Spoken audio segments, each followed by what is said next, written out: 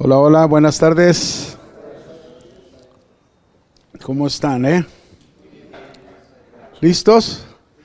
Se están acercando las fechas en que esto se va volviendo más práctico, y van a tener que participar muchos de ustedes, entonces, todos diría yo. Bien, vamos a continuar. Nos quedamos viendo hace 8 días las reglas de la elección de un texto. Ya vimos algo de esto, voy a continuar aquí. Fue donde nos quedamos. Todo predicador o estudiante debe tener siempre a la mano un cuadernillo, una pluma. Yo no sé ustedes cuando vienen a los servicios cómo vienen, ¿verdad? Pero usted desde hoy va a aprender, cuando venga a un servicio, cuando venga a la clase, lo que sea, siempre cargue un cuadernillo, una pluma y preste atención lo que el Espíritu Santo le esté hablando cuando esté escuchando un mensaje. O cuando usted esté orando, esté estudiando, meditando la palabra, porque todos esos tiempos nos van a servir para poder muchas veces recibir un texto de parte de Dios. Amén. Adelante les voy a dejar unas tareas la tarea no es para que la entreguen, es para que en la siguiente reunión, que es la que tenemos, la que sigue, traiga algo de lo que yo le voy a pedir. Ok, entonces ya les dije que es bueno estar preparado, ¿verdad? Les mencioné también que es bueno que cada uno de nosotros aprendamos a hacer nuestro panteón, ¿verdad? ¿Se acuerda?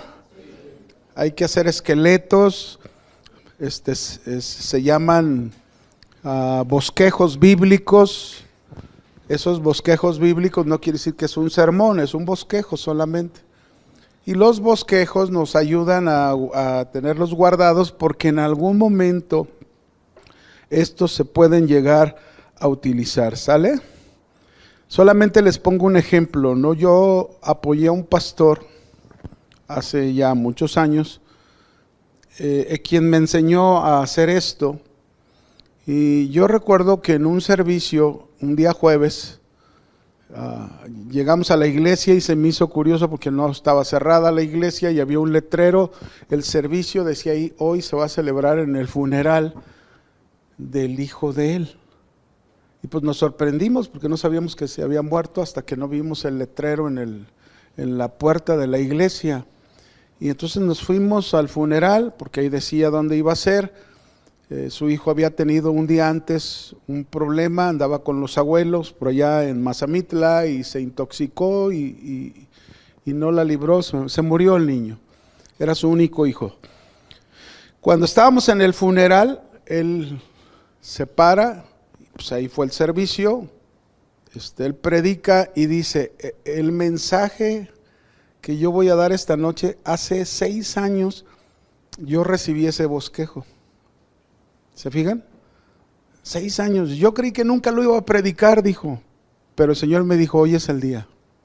Y pues se ha de imaginar, ¿no? Un sermón, pues como muchos lo vivimos, inclusive escuchamos ahora con la partida de nuestra hermana Diana, ahí el pastor Toño hablando, y la verdad a muchos nos conmovía todo lo que él hablaba de la palabra de Dios, ¿no? Entonces, así es como los bosquejos se guardan. Y no sabe uno en qué momento Dios puede decir: ahora es cuando, ¿no? En fin, vamos a seguir. Ahora, algunas reglas, vamos a ver algunas reglas que no son útiles en la elección de un texto. Reglas para elegir un texto. La primera, fíjense bien, el texto que vamos a escoger para predicar no debe de ser oscuro, debe mostrar claridad en nuestro asunto o tema. Debe mostrar claridad en nuestro asunto o tema. Ya más adelante, cuando lleguemos al asunto, al tema, vamos a aprender que un tema y un asunto es diferente a un título. Los títulos solamente son para atraer la atención, ese es el título. Pero el tema pues está dentro muchas veces del título, ¿no? Sí, siempre el título es diferente, pero ya lo aprenderemos. Entonces, un texto oscuro nunca va a llamar la atención. Solo va a despertar quizás curiosidad, pero también puede crear duda, puede crear confusión. Así que todo predicador debe estar seguro de que su texto no sea oscuro. Y si es oscuro, fíjense bien, si un predicador escoge un texto oscuro, un poco difícil de comprender, es importante que el predicador sepa explicarlo muy bien. ¿Sale? Muy bien. Porque de lo contrario va a crear confusión. Por ejemplo, en Romanos 8:29, este es un ejemplo, ¿sí?, de algo muy común que se ha dado en los últimos días. Romanos 8:29. No lo lea, pero si alguien se acuerda, este texto dice: a los que antes conoció, también predestinó para que fuesen hechos conforme a la imagen de su Hijo, Jesucristo. Entonces alguien toma este texto y dice: hoy les voy a hablar de la predestinación. Para empezar, este pasaje de Romanos 8:29, para empezar, no está centrado en la palabra predestinación, aunque se puede predicar de ella, pero su centro es que nosotros, el centro de este texto, es que nosotros seamos conformados a la imagen de Jesús por medio del Espíritu Santo. Todos los pasajes, mis queridos hermanos, todos los pasajes, es algo que yo le aconsejo, aprenda a hacerlo. Cuando uno lee ya sea un libro de la Biblia, un capítulo de la Biblia, uno tiene que seguir la línea que el capítulo nos dice. Por ejemplo, ¿cuántos saben de lo que se trata el capítulo 8 de Romanos? A ver, Romanos 8, tiene un título en la Biblia. Dice: la vida en el Espíritu. Así dice. En la mayoría de las Biblias así dice. Ya te ponen, digo, gracias a Dios, hasta te ayudan con un tema ahí. Y es realmente todo lo que trata el capítulo 8. Si tú y yo nos ponemos bien observadores en el pasaje y comenzamos a leer desde el verso 1 hasta el final del capítulo 8, el centro de este capítulo es que se nos está hablando uno de los frutos de la justificación, es que el cristiano ahora tiene la vida del Espíritu dentro de él. Y todo lo que habla el capítulo 8 habla de los resultados o los frutos de esa vida en el Espíritu. Y tú lo puedes ir leyendo hasta el final. Y cuando llegamos al verso 29 del capítulo 8, precisamente un fruto del Espíritu, de esa vida espiritual que el Señor ha puesto en nosotros por medio de su Espíritu Santo, es ser conformados a la imagen de Jesucristo. Ese es el centro. Entonces yo no puedo apartar la línea que trae un capítulo, es bien importante. Ahora, ¿por qué digo que este se vuelve un texto oscuro? Porque la predestinación, cuando la agarran las personas y comienzan a hablar sobre la predestinación, muchos la enfocan en el sentido de que Dios es quien determina quién se salva ya desde un principio y quién no se salva desde un principio. Ellos así lo toman. Y entonces está mal tomado y mal explicado. Porque para empezar, esta palabra, cuando uno va e investiga en el texto original, esta palabra, fíjense bien que en los textos originales no aparece la palabra predestinación, ¿sabían? La palabra predestinación fue usada por el autor de la Vulgata latina, que fue Jerónimo, en el siglo V. Él tradujo los textos originales del hebreo y del griego al latín, y desde donde surge el orden de nuestras Biblias, las que tú y yo tenemos. La Reina Valera de ahí es tomada, y entonces se toma la palabra tal cual, pero en el texto original la definición correcta es: y a los que antes conoció, a estos también eligió. Es decir, somos elegidos en Cristo Jesús, y queda muy bien con Efesios capítulo 1, versículo 4, cuando dice que en Él fuimos escogidos, elegidos antes de la fundación del mundo. ¿Y quién es Él? En Él, Cristo Jesús. Es decir, en el momento en que tú y yo recibimos al Señor Jesucristo en nuestro corazón, en nuestra vida, ahí desde antes de la fundación del mundo, Dios que todo lo sabe, Él sabía que un día tú ibas a recibir a Cristo en tu corazón. Y ahí fuiste elegido. Amén. Así que hay que tener cuidado con los textos oscuros, porque si no, hay que explicar muy bien si tomamos un texto oscuro. Entonces, ahí está este punto, esta regla. Otra regla, debemos tener mucho cuidado en cuanto al uso de textos señalados por su grandeza de expresión. Hay textos que son señalados y tienen una grandeza de expresión, toda una riqueza espiritual. Un gran texto, mis hermanos, debe de ser digno de un magnífico mensaje, ¿no creen? Por ejemplo, les voy a poner un ejemplo de un texto que realmente es digno de hacer una buena expresión de su grandeza. Es la carta a los Efesios en el capítulo 1, del verso 3 hasta el 23. Del verso 3 hasta el 23, Efesios capítulo 1, verso 3 al 23. ¿Alguien podría haber elegido este texto y poner el tema, la maravillosa vida en Cristo? ¿La qué? La maravillosa vida en Cristo. Y nos comienza a hablar, por ejemplo, en el primer versículo 3, somos bendecidos en Cristo. Así lo dice el 3. Y luego en el verso 4, fuimos elegidos para santificación. El 4 nos habla de eso.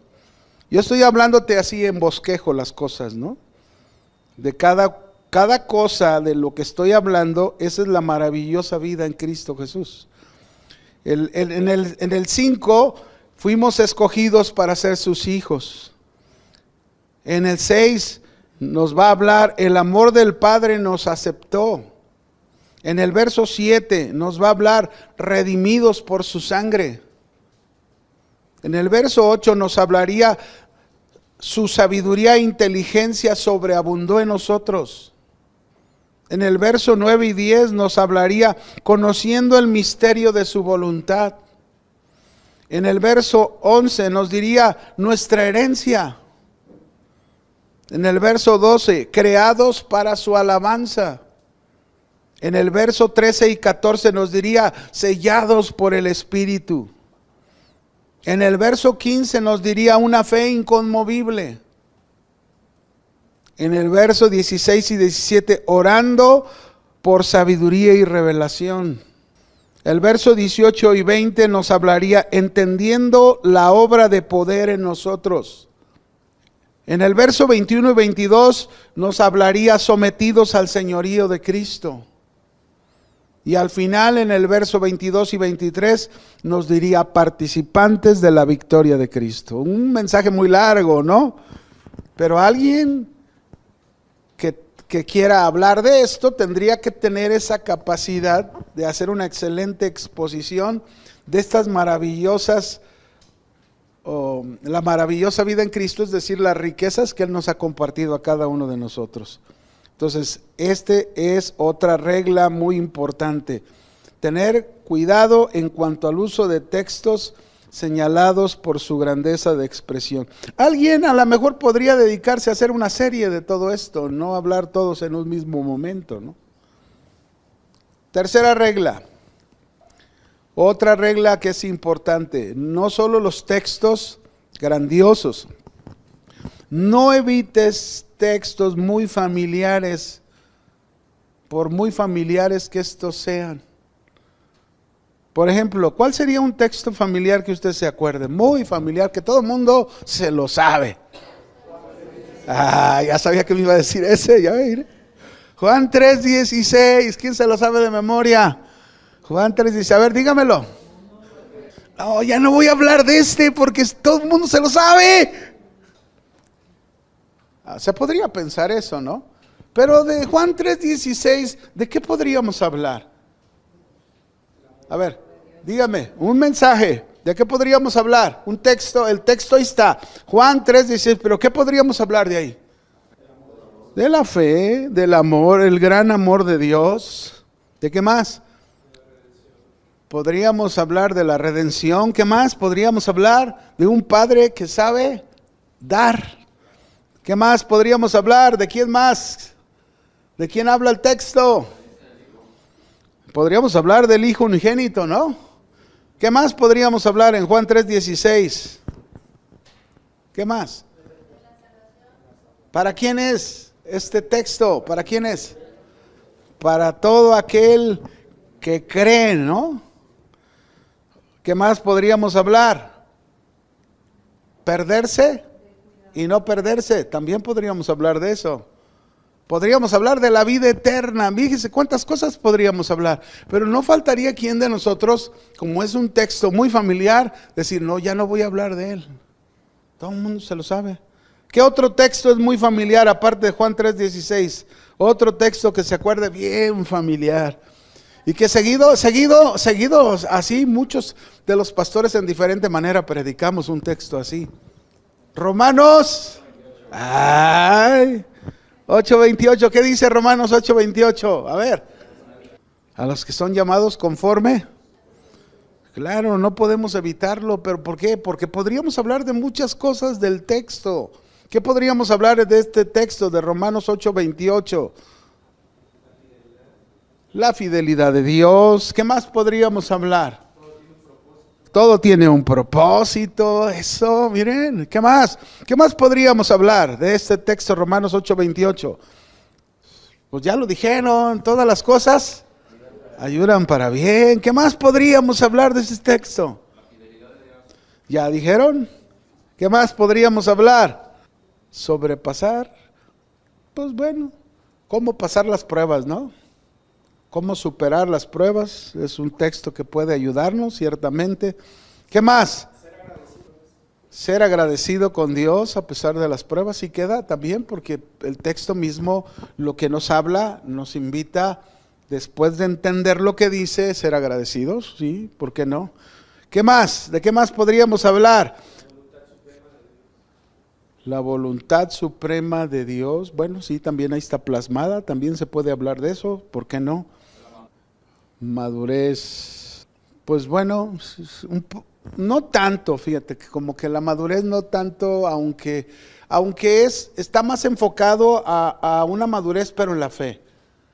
Es más tendencia a la fe, ¿no? Ahora, podría ser el privilegio de ser llamados, porque nadie está considerando el final del texto, todos solamente se centran al principio, ¿verdad? Pero al final, ¿qué dice? A los que son llamados conforme a su propósito. También alguien mencionó del propósito, muy bien. Ok, solamente es eso, pero ¿qué otro texto más? A ver, ¿se acuerdan de otro texto más? Filipenses 4:13, todo lo puedo en Cristo que me fortalece, ¿verdad? Bueno, sí, también es muy común. También 2 de Timoteo 3:16 es muy común, ¿se fijan? Es decir, nunca hay que evitar los textos comunes que se usan continuamente. Si Dios te guía, si Dios te habla, a lo mejor tú oíste un pastor predicar sobre ese punto, pero Dios te está poniendo carga en alguna palabra, en algún otro asunto distinto al que se predicó, hay que predicarlo. ¿Se acuerda del hombre que yo mencioné la semana pasada? Cómo este hombre de un texto llegó a predicar 18 hasta 19 veces. Dije, pues ¿cómo le hizo? Pues bueno, es que ahí es donde entra la guía del Espíritu Santo, ¿no? Pero sin salirse del texto. ¿Sí queda claro, hermanos?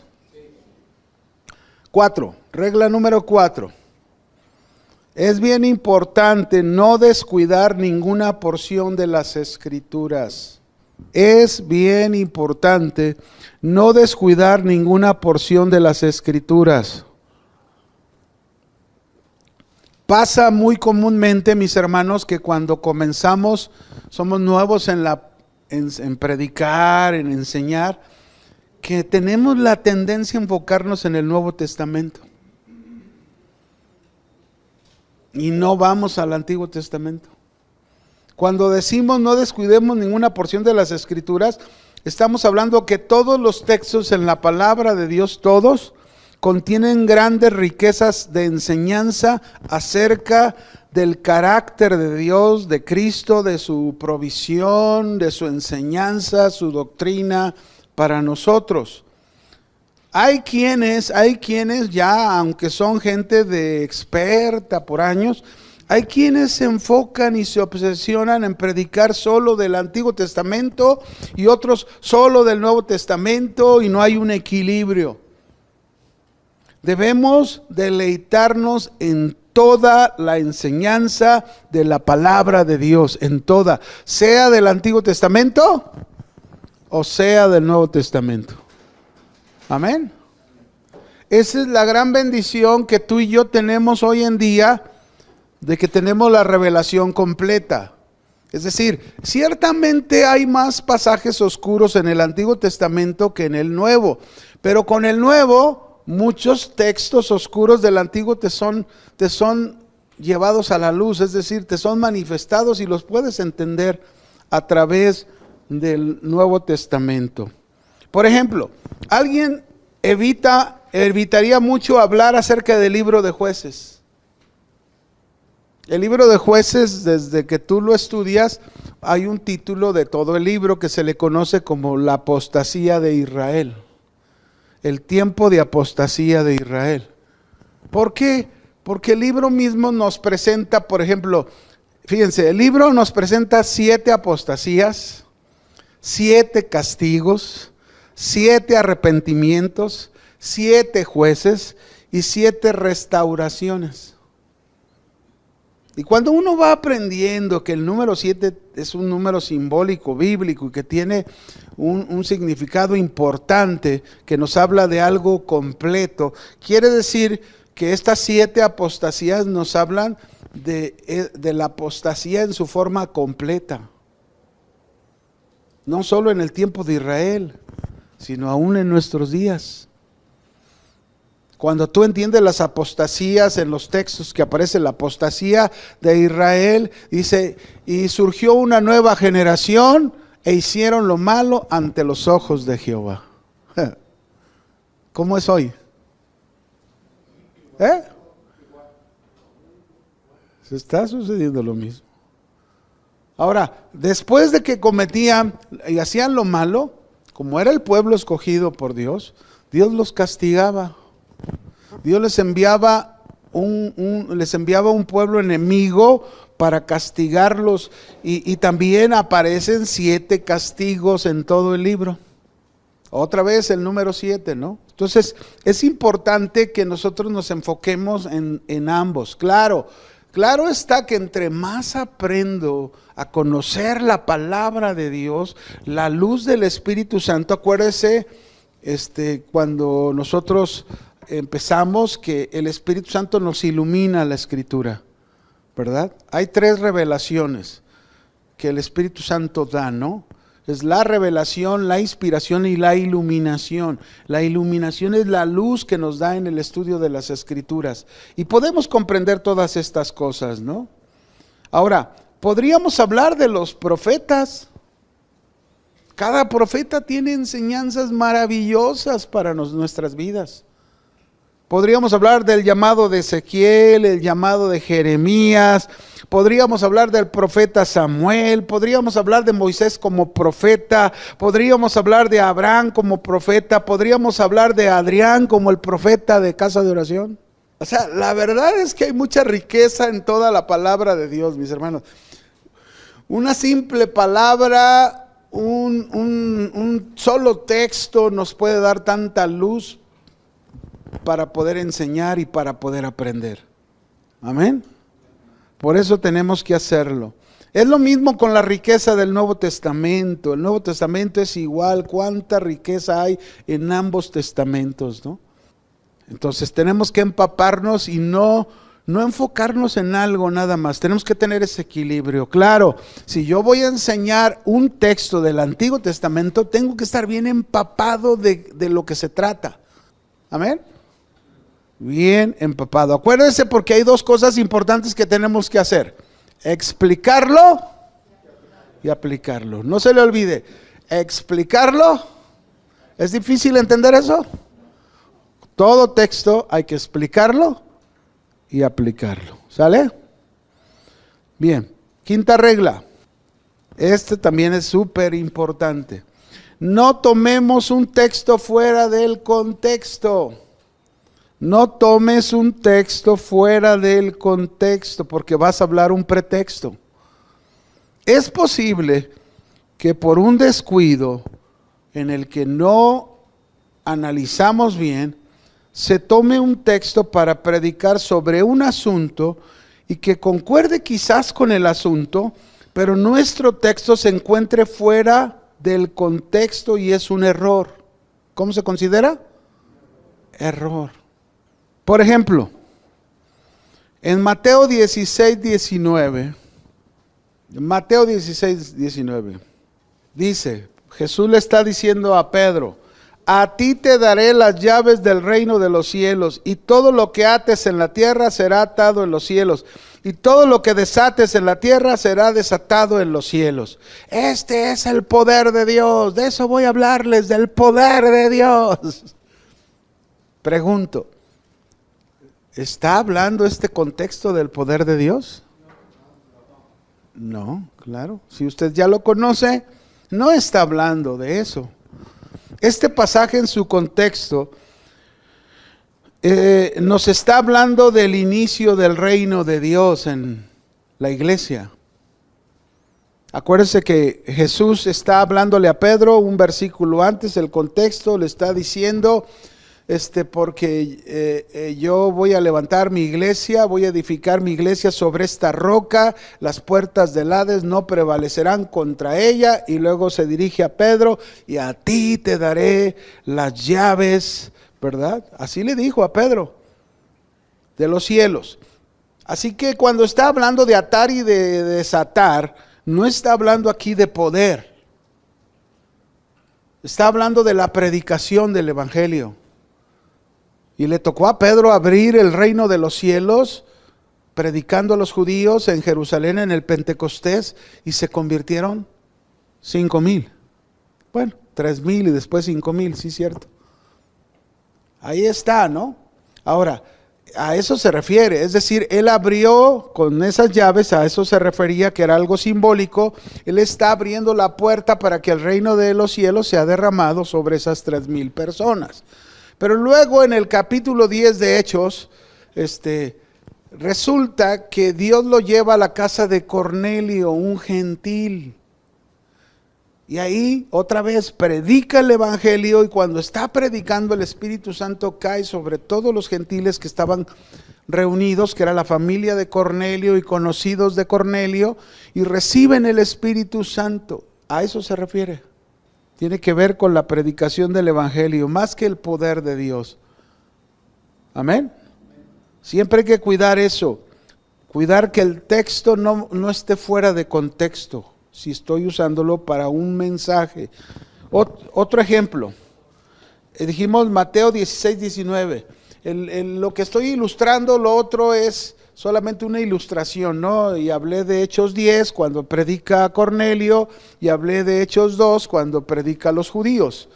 Pedro es el que predica a ambos, y ahí es donde se aplica esto que Jesús le dijo aquí: te daré las llaves, ¿sí? A ti te daré las llaves del reino de los cielos.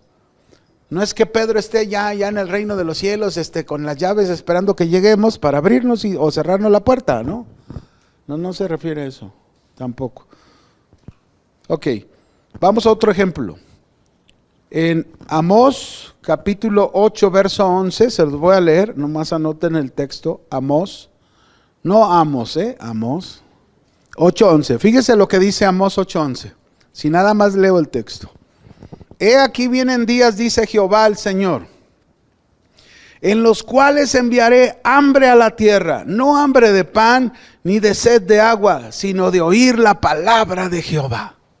Si solamente oyeras el texto así, ¿qué pensarías? ¡Wow! El Señor dice que va a enviar hambre a la tierra de oír la palabra de Dios. Y entonces tú dices, voy a sacar un mensaje hambrientos de la palabra. Ahora, mi pregunta es, ¿está hablando el texto de el hambre por la palabra en una manera en que realmente es positiva de parte de Dios? No, porque fíjense bien, el texto en su contexto, por eso es no sacar un texto fuera del contexto, el texto en su contexto está hablando de juicio que Dios va a enviar a las personas que van a llegar a tener hambre por la palabra, pero la van a buscar por todas partes. Tú sigues leyendo después del verso 11 y la van a buscar, van a correr por allá y por acá, pero no la van a encontrar porque el tiempo se acabó. No aprovecharon. Ese es el asunto también, que Dios tiene un tiempo determinado. Él es misericordioso, Él es bueno, pero también llega un momento en que hasta aquí. Así que esa hambre por la palabra de Dios no se está refiriendo como para predicar, ¡ay! Y el Señor va a traer hambre y va a provocar hambre. No. Es que bueno, eso es lo que oramos, ¿no? Nosotros los del instituto oramos porque Dios provoque hambre. Ya no hablo sino por casa de oración, los miembros de casa de oración. Somos muchísimos miembros, todavía ni siquiera llegamos al 5%, y diría hasta menos, en porcentaje de estudiantes comparados con el número de congregación, de congregantes. El 10% de congregantes aproximadamente de casa de oración deberían de ser 800 personas. El 10% estudiando la palabra de Dios. Bueno, ahí vamos, ¿no? Ahí vamos, entre línea y entre presencial, llegamos a los 550, 600, así, rondando entre los 500 y los 600, en que sí, que no, y unos empiezan con ganas y luego de repente ya no. Pero fíjese, todavía tenemos un reto todavía grande, ¿no? Porque Dios haga eso realmente, pero aquí no está hablando de eso. ¿Sí está claro? Esa es la idea de los ejemplos. No usar textos fuera de su contexto. Sexta regla. Consideremos varias cosas para la elección de un texto.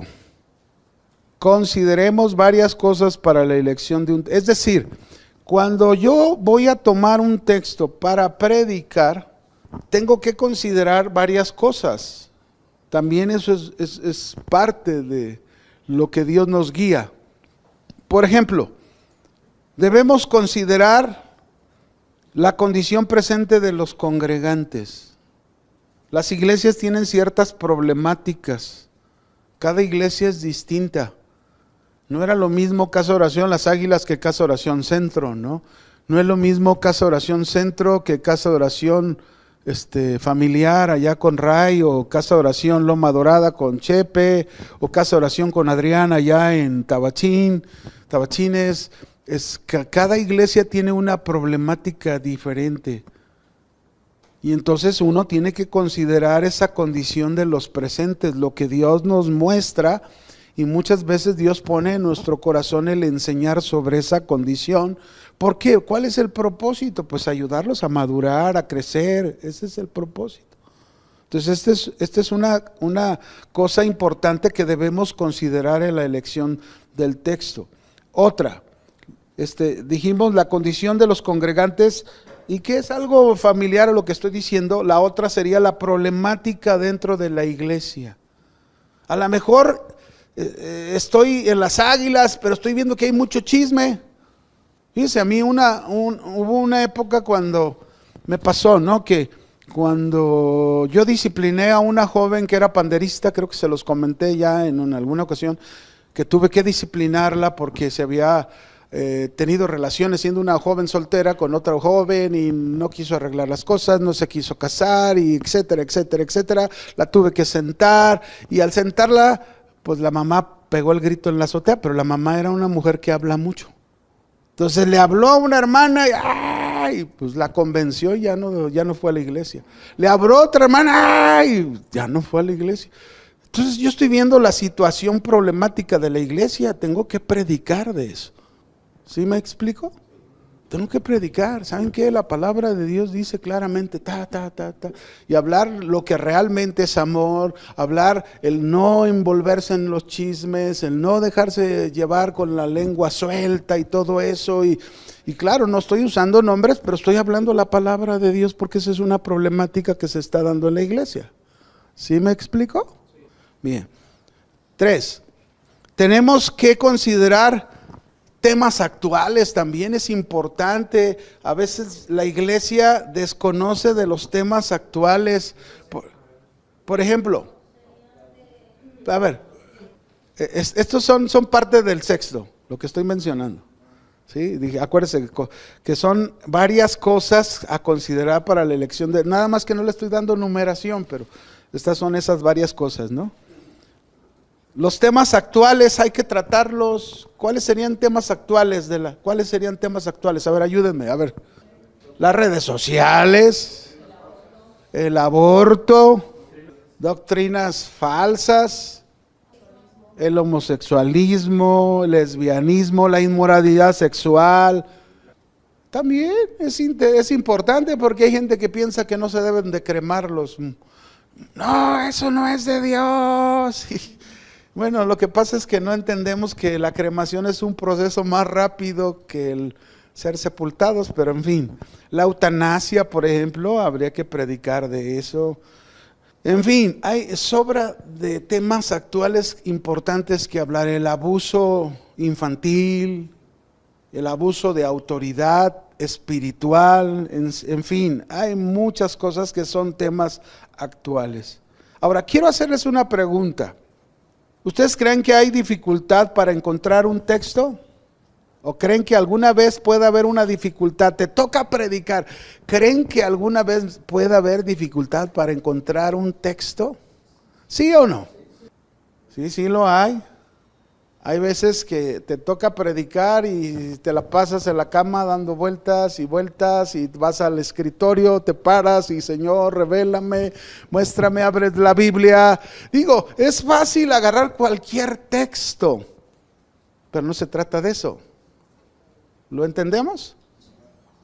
Tenemos que tener la convicción y la seguridad que el texto que vamos a usar es el texto que Dios quiere que usemos. Es bien importante, sí. No, vamos a hablar más adelante para no adelantarme, o sea, porque estamos en el texto, pero sí puedo usar mi concordancia, puedo usar, claro, porque pues tengo que basar mi tema o mi asunto en la palabra. Acuérdense que un texto importante desde un inicio crea autoridad, ¿verdad? Al exponer la palabra de Dios. La gente va a decir, me va a hablar de la palabra de Dios. Y claro, también es importante eso. Ahora, tenemos el Strong. Pues el Strong nos ayuda mucho porque, por ejemplo, tenemos la diversidad de versiones bíblicas y a veces incluso un texto para un tema queda mejor cuando tengo una versión, por ejemplo, traducción del lenguaje actual. Híjole, queda perfectamente con el tema, o sea, como lo explica, pero tienes que explicar, bueno, yo voy a usar esta versión porque aquí queda más claro lo que les voy a hablar, etcétera, ¿sí? Sí se puede, pero a veces, miren, aunque tenemos concordancia y tenemos todo, a veces un texto se vuelve difícil. No siempre es fácil. Así que, pero si encontramos dificultad para encontrar un texto, pues tenemos que orar a Dios y esperar que Dios nos confirme. A lo mejor, miren, hay días buenos y hay días malos, ¿sabían? A mí me ha pasado que hagan de cuenta, voy a preparar mi mensaje de tal día. Entonces me siento a orar y espero en Dios la confirmación, y como yo ya tengo mi panteón, entonces voy a una tumba, ¿verdad?